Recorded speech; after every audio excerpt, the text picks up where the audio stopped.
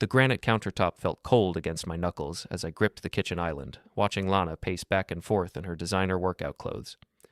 The same routine every time we fought. She'd threaten divorce like it was some kind of trump card, expecting me to fold and apologize for whatever imaginary slight had triggered her latest tantrum. "Maybe we should just get a divorce, Rhett," she screamed, her voice echoing through our Victorian home's high ceilings. "I'm tired of this. I'm tired of you." I looked at her for a long moment, taking in the familiar sight of her perfectly styled blonde hair, her artificially enhanced features, the entitled expression that had become her default setting over the past 2 years. The woman I'd married 3 years ago had been different, or maybe I'd just been too blind to see who she really was. "Fine," I said quietly, my voice cutting through her dramatic performance. "Let's do it." The silence that followed was deafening. Lana's mouth opened and closed like a fish gasping for air, clearly not expecting my calm agreement. She'd played this card dozens of times before, always counting on me to back down, to negotiate, to beg her to reconsider. Not tonight. I walked upstairs to our bedroom, my bedroom, technically, since the house had been mine long before we met. The pre-marital trust my grandfather had set up made sure of that. I pulled out an old duffel bag and started packing essentials, a week's worth of clothes, toiletries, my laptop, important documents. "What are you doing?" Lana's voice had lost its aggressive edge, replaced by something that sounded almost like panic. "Exactly what you suggested," I replied without looking up. "Getting a divorce." She followed me around the room as I packed, her earlier confidence crumbling. "Rhett, I didn't mean it. I was just upset about what, Lana? About me working late to pay for your gym membership? About me not wanting to go to another one of your influencer parties? About me existing in a way that doesn't revolve around your needs?" I zipped up the bag and headed back downstairs. She trailed behind me, her voice getting higher and more desperate with each word. "You can't just leave. This is our house. We need to talk about this." I stopped at the kitchen island and pulled my keys from my pocket. The house key, the one I'd had made for her when we got engaged, slid off the ring with a soft metallic sound as I placed it on the granite surface.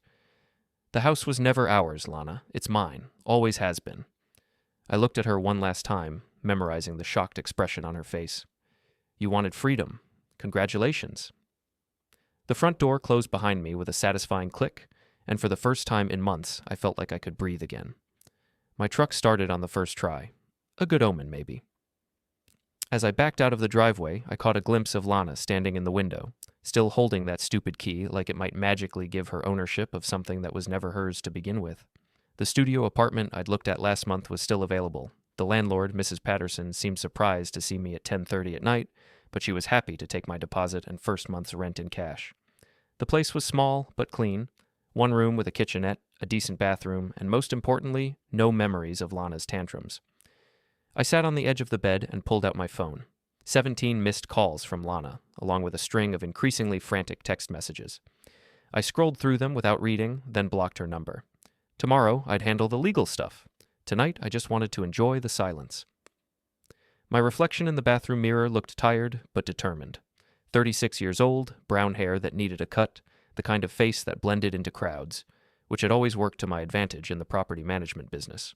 People underestimated me, assumed I was just another working-class guy who got lucky. They never saw the chess moves happening 3 steps ahead. The irony wasn't lost on me. Lana had married me thinking she was getting a meal ticket, a house, a comfortable life funded by someone else's work.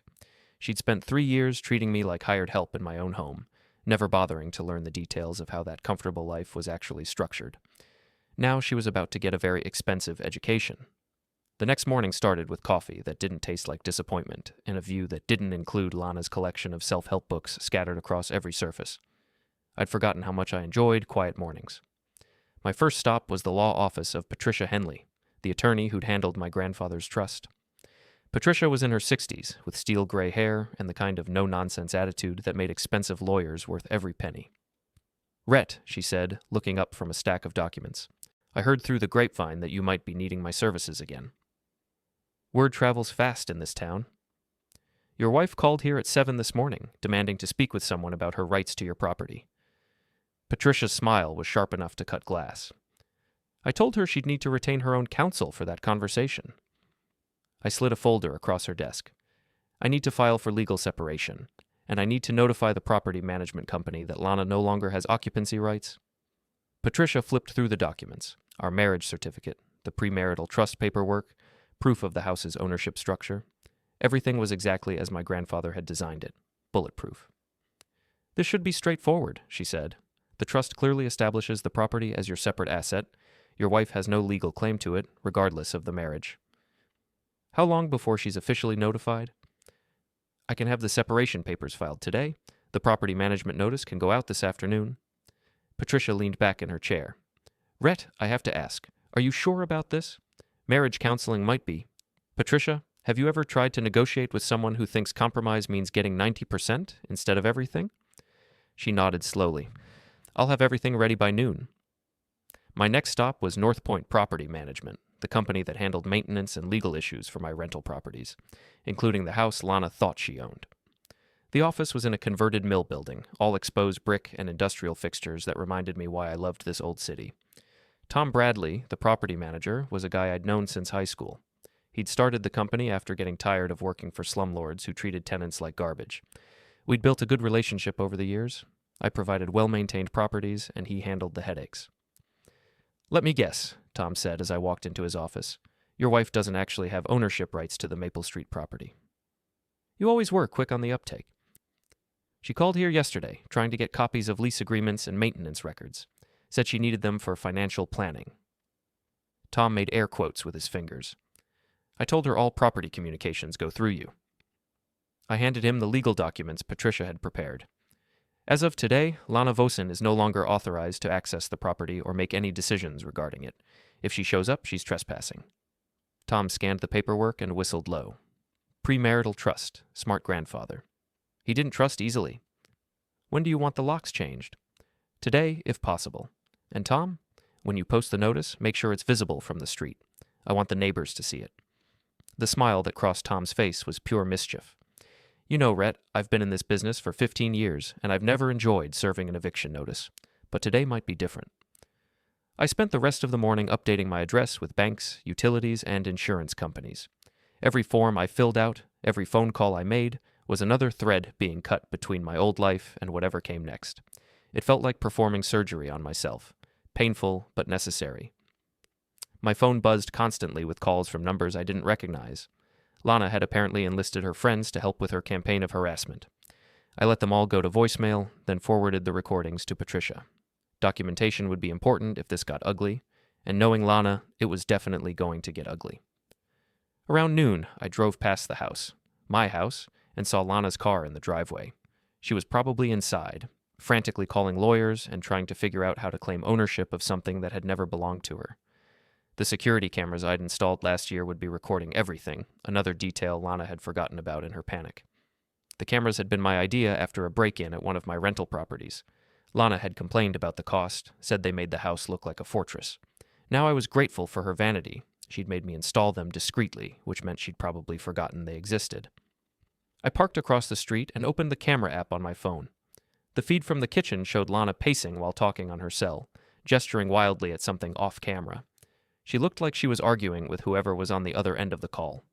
My phone rang, Patricia's office number. "The papers are filed," she said. Tom Bradley called to confirm he received the property management documents. He'll be serving notice this afternoon. "Perfect timing. She's there now."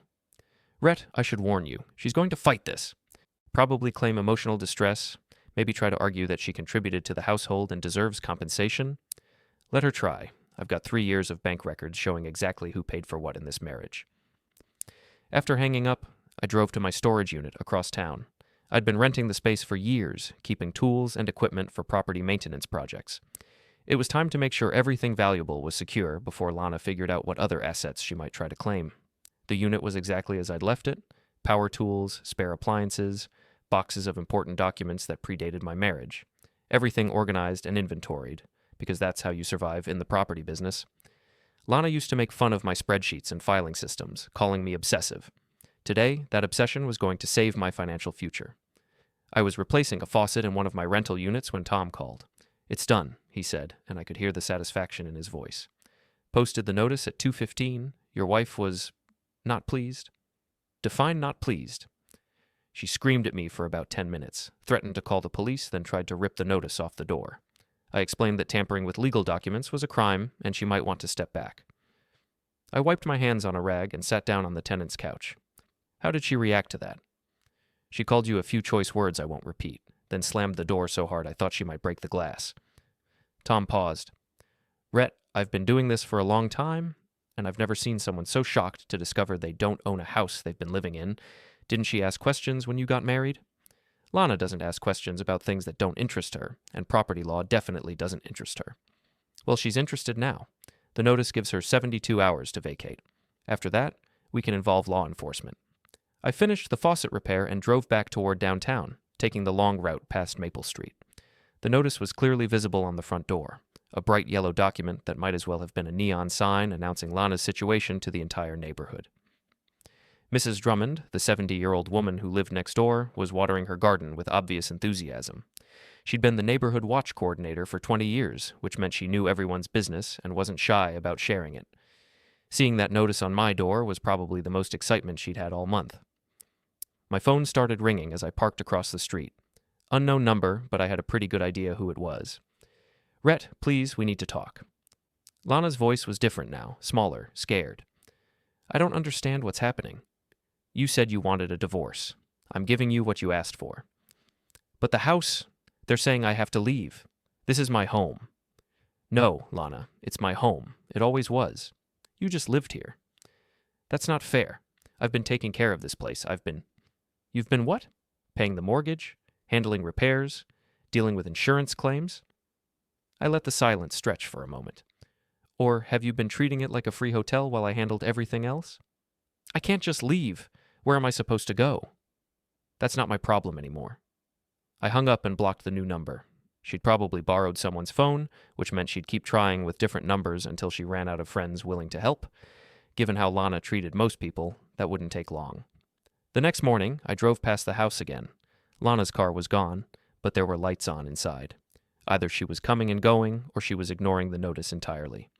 Both possibilities were fine with me. The longer she stayed, the more documentation I'd have of her trespassing.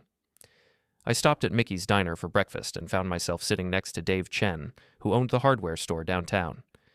Dave had sold me most of the supplies for my property renovations over the years, and he had the kind of practical wisdom that came from dealing with people's problems all day.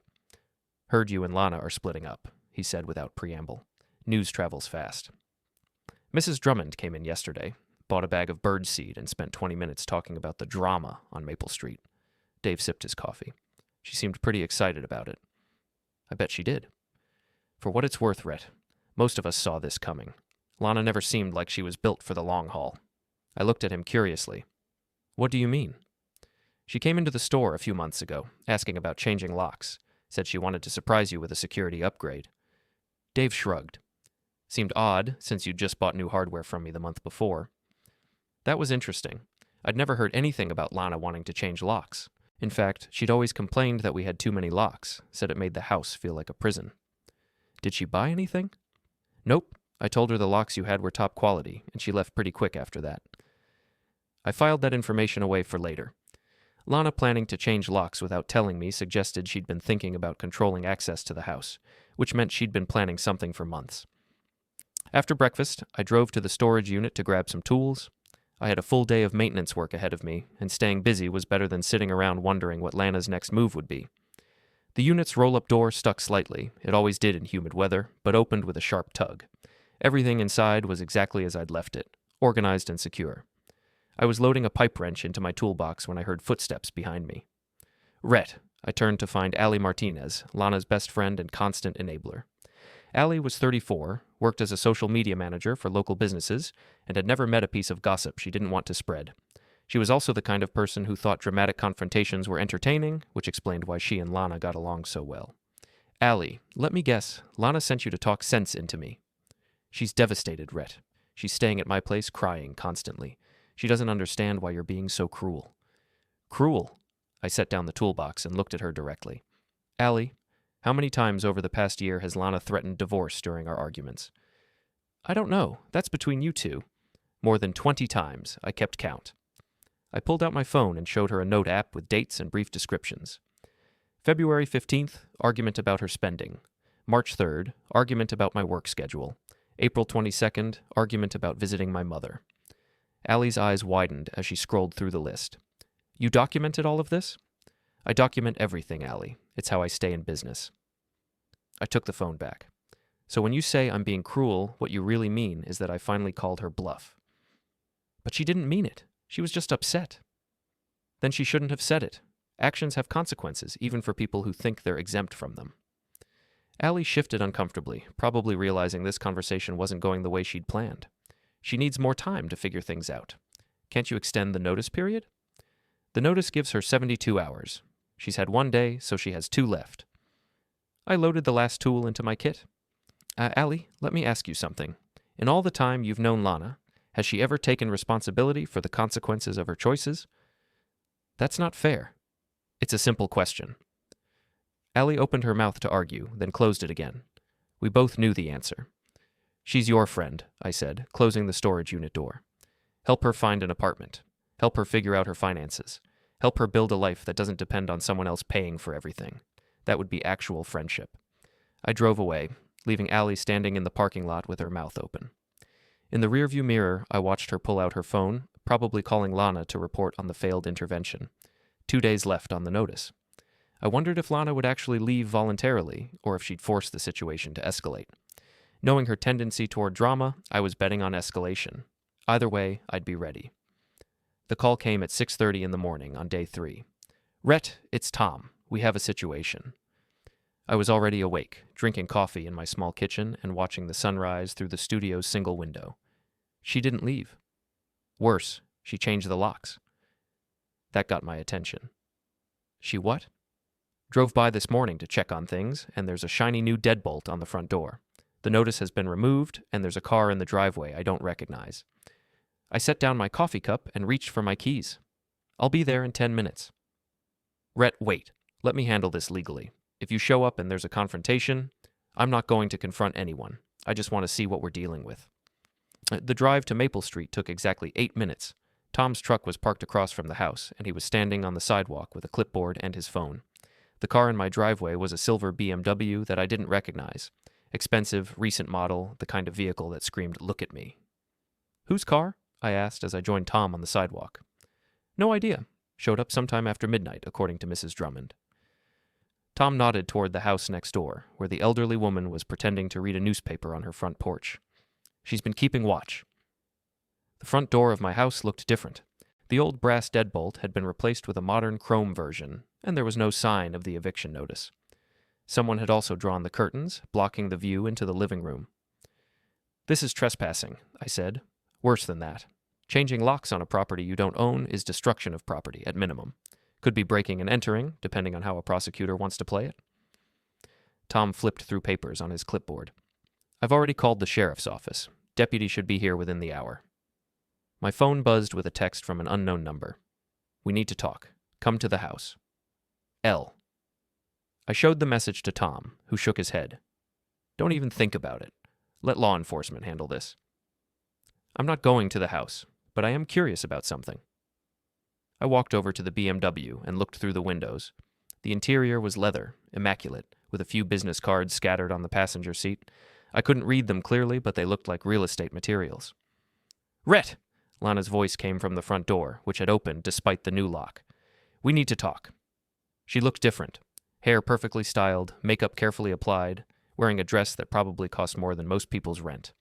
Standing behind her was a man I didn't recognize, tall and broad-shouldered, wearing an expensive suit despite the early hour. Ma'am, Tom called out, you're in violation of a legal eviction notice. You need to vacate the premises immediately. I'm not going anywhere. Lana's voice had that shrill edge that meant she was about to lose control completely. This is my house. The man behind her put a hand on her shoulder and stepped forward. I'm Milo Carr, he said, his voice carrying the kind of practiced authority that came from years of talking people into things.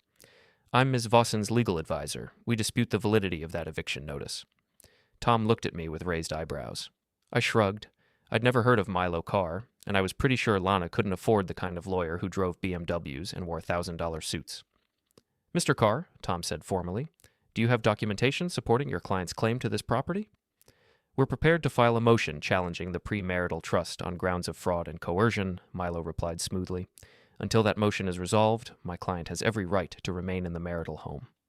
I almost laughed. Fraud and coercion? The trust had been established by my grandfather 30 years before I even met Lana, but Milo's confidence suggested he either knew something I didn't, or he was very good at bluffing. "That's interesting," I called out. "Mr. Carr, what's your bar number?" The question seemed to catch him off guard. "I'm sorry?" "Your bar number. Since you're representing Lana legally, you must be a licensed attorney. I'd like to verify your credentials." Milo's expression shifted slightly, and I caught a glimpse of something that looked like panic before he recovered. "I'm not practicing in this jurisdiction. I'm simply providing consultation." "Ah," I turned to Tom. "So he's not actually a lawyer." "Appears not." The sheriff's deputy arrived at that moment, a middle-aged woman with the kind of calm presence that suggested she'd dealt with domestic disputes before. She parked behind Tom's truck and approached us with a notebook already in hand. "Morning, folks. I'm Deputy Morrison. Got a call about a trespassing situation?" Tom handed her the eviction paperwork and explained the situation while I watched Lana and Milo whispering urgently on the front porch. Whatever they were discussing, Milo didn't look happy about it. "Ma'am," Deputy Morrison called to Lana, "I need you to step outside so we can discuss this situation." "I don't have to do anything. This is my house." "Actually, Mom, according to these documents, it's not. You've been legally notified to vacate and your time expired at midnight last night. You're now trespassing." That's when Lana completely lost it. The screaming was impressive even by her standards. Accusations, threats, demands that someone call a real lawyer. Milo tried to calm her down, but she was beyond reason. Deputy Morrison let her rant for about 2 minutes, then stepped forward. "Ma'am, you have 2 choices. You can gather your personal belongings and leave voluntarily, or I can arrest you for trespassing and you can leave in handcuffs. Which would you prefer?" The sudden silence was deafening. Lana looked at Milo, who was studying his expensive shoes with great interest. Apparently his legal consultation didn't extend to getting arrested. "I need time to pack," Lana said finally, her voice small and defeated. "You have 1 hour," Deputy Morrison replied. "I'll wait here to make sure there are no problems." I watched Lana disappear into the house, followed by Milo, who was already pulling out his phone. Tom started making notes on his clipboard, probably documenting everything for the property management file. "Rhett," Deputy Morrison said quietly, "you might want to have those locks changed again, soon as possible, and consider upgrading your security system." "You think she'll try to come back?" "People do strange things when they feel cornered. Better safe than sorry." An hour later, Lana emerged from the house with 3 suitcases and a look of pure hatred directed at me. Milo loaded her bags into his BMW while she stood on the front porch, probably taking one last look at the life she'd thought was hers. "This isn't over, Rhett," she called out as Milo started the car. "Yeah," I replied. "It really is." They drove away, leaving me standing in front of my house with Tom, Deputy Morrison, and Mrs. Drummond, who had given up all pretense of reading her newspaper and was watching the drama with obvious fascination. "Well," Tom said, "that was entertaining." Deputy Morrison handed me a case number and advised me to document any further contact from Lana or her legal advisor. Then she left, probably relieved that the situation had resolved without anyone getting arrested. I walked up to my front door and examined the new lock. It was good quality hardware, ironically better than what had been there before. I'd still have it changed, but I had to admit Lana had good taste in security equipment. The house felt different when I stepped inside, smaller somehow, like it had been holding its breath. Lana had taken most of her belongings, but she'd left behind the furniture we'd bought together and all the little decorative touches that had made the place feel like hers. In the kitchen, I found a note on the granite countertop. "You'll regret this." I crumpled it up and threw it in the trash. Then I called a locksmith. 3 weeks passed quietly. I moved back into the house, changed all the locks, and settled into a routine that didn't include constant arguments about money, schedules, or Lana's ever-expanding list of grievances. The silence was remarkable. Then Allie called. "Rhett, we need to talk. It's about Lana."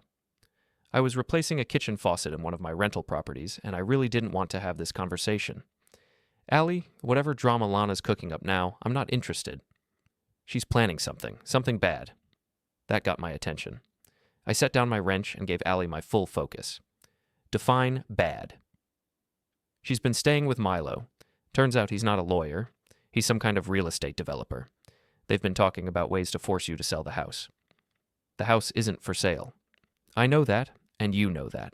But Lana thinks if she can create enough problems for you, you'll eventually give up and sell just to get rid of her." I walked outside to my truck and sat on the tailgate. "What kind of problems?" "Legal harassment, mostly. Milo knows people at the city planning office. He's been helping her file complaints about your rental properties, zoning violations, safety issues, stuff like that. That explained the 3 inspection notices I'd received over the past 2 weeks.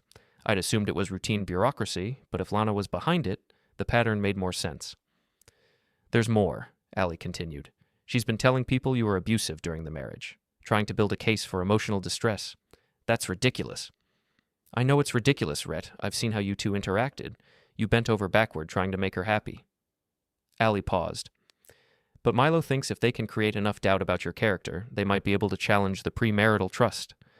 I felt something cold settle in my stomach. Allie, why are you telling me this? Because I'm tired of watching Lana destroy everything she touches, and because Milo's been asking questions about me, my finances, my relationship history, whether I'd be willing to testify about your controlling behavior. Would you? Of course not. But the fact that he's asking means they're serious about this. After hanging up with Allie, I called Patricia Henley and filled her in on the situation. She listened without interrupting, then sighed heavily. Rhett, this is exactly the kind of harassment campaign I was worried about. The good news is that none of it will hold up in court. The trust is bulletproof, and you have documentation of everything. The bad news is that defending against frivolous lawsuits costs money and time. How much money? If they file a serious challenge, you're looking at $20,000 to $30,000 in legal fees minimum. Even if you win, which you will, it's still expensive. I stared out the window of my truck at the rental property I'd been working on. It was a small duplex in a decent neighborhood, home to a young couple with a baby and an elderly man who'd lived there for 15 years. Good tenants, reliable income, part of the foundation I'd built over the past decade. Patricia, what if we went on the offensive instead of just defending? What do you mean? Lana's been filing false complaints about my properties. That's harassment. Milo's been impersonating a lawyer. That's fraud. What if we documented everything and filed charges? That's actually not a bad idea, but we'd need solid evidence. I think I know how to get it. That evening, I drove to the Blue Tap, a dive bar downtown where Lana and her friends used to go for what she called girls' nights. The place was exactly as I remembered. Dim lighting, cheap beer, and the kind of atmosphere that encouraged people to say things they probably shouldn't. I ordered a beer and settled into a corner booth where I could watch the room. At 9:30, Lana walked in with Milo and 2 women I didn't recognize. They took a table near the bar, and within minutes, Lana was talking loudly enough for half the room to hear. Completely unreasonable, she was saying. I mean, I lived in that house for 3 years. I should have some rights. The legal system is biased against women in these situations, one of her companions replied. You need to fight back. Milo leaned forward, his voice carrying despite the bar's background noise. We're building a strong case. Property law is complicated, and judges don't like seeing women thrown out of their homes. But the pre-marital trust, Lana started. Trust documents can be challenged, Milo interrupted, especially when there's evidence of coercion or fraud in the marriage. I pulled out my phone and started recording. The audio quality wouldn't be perfect, but it would be clear enough to document what they were planning. The key is to establish a pattern of controlling behavior, Milo continued. Financial abuse, emotional manipulation, isolation from friends and family. Build a narrative that makes the trust look like another tool of control. But Rhett wasn't controlling, said the woman I didn't recognize. I met him a few times, and he seemed pretty reasonable. That's the problem with emotional abuse, Lana replied smoothly. It's subtle. He made me feel like I couldn't make decisions without his approval. I almost choked on my beer. The woman who had made unilateral decisions about everything from vacation destinations to furniture purchases was claiming I wouldn't let her make choices. The complaints about his rental properties are working, Milo said. 3 inspections in 2 weeks, and we're just getting started. Eventually he'll realize it's cheaper to settle than to keep fighting. What kind of settlement are you thinking? Asked the other woman. Half the house value minimum, Lana replied. Maybe more, depending on how much trouble we can cause. I had enough. I finished my beer, paid my tab, and walked out of the bar with 40 minutes of recorded conversation on my phone. Lana and her friends were too busy planning my destruction to notice me leaving. The next morning, I met with Patricia and played the recording. Her expression grew grimmer with each revelation. This is conspiracy to commit fraud, she said when the recording ended, and the rental property harassment could be prosecuted as a criminal matter. What do? We take this to the district attorney's office. Let them decide whether to file charges. Patricia leaned back in her chair. Rhett, I have to ask, are you sure you want to escalate this? Once we involve prosecutors, there's no going back. I thought about the past month. The constant stress, the inspection notices, the whispered conversations that stopped when I walked into local businesses. I thought about Lana's smug confidence and Milo's expensive suits funded by whatever scam they were running. I'm sure. 2 days later, Deputy Morrison called to let me know that Lana and Milo had been arrested on charges of conspiracy to commit fraud and filing false official reports. The arrest had taken place at Milo's apartment, where investigators had found detailed notes about their plan to force me into selling the house. Your ex-wife made bail this morning, Deputy Morrison said, but her boyfriend's having some trouble.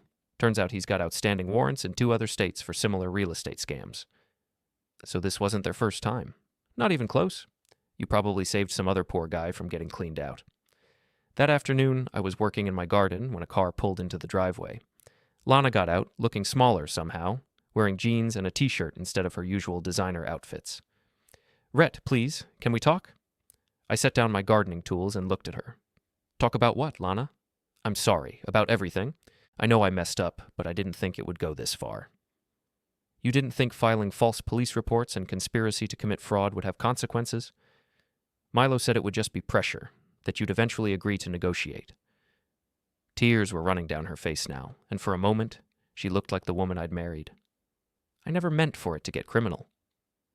What did you think would happen, Lana? You spent 3 years threatening divorce every time you didn't get your way. You moved another man into my house. You tried to steal my property and destroy my business. I shook my head. At what point did you think I'd just give up and let you win? I thought you loved me. I did love you, but you made it impossible.